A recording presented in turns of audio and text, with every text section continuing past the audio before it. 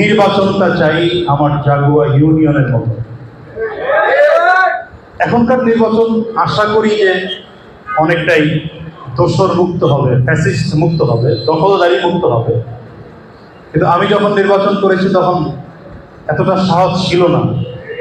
কিন্তু আমার জাগুয়া ইউনিয়নের প্রত্যেকটা ভোটারের বুকের সাহস, বল ছিল আলাদা।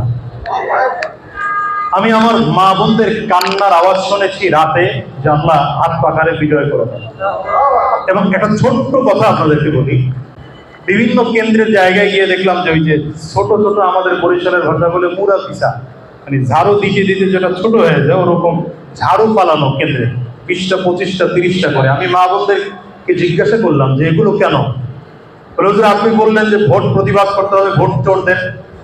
যদি কেউ ভোট পিটাইতে আসে, ভোট চুরি করতে আসে, ঝাড়ু আনতে বাড়ি যাব, সময় কম, এনে ফেলে রাখছে, প্রয়োজন হলে এখান থেকে তুলেই শুরু করুন। আমি পুলিশ সার্চ করেছে, সার্চ করে দেখলো যে মহিলাদের ভ্যানিটি ব্যাগের মধ্যে জুতা।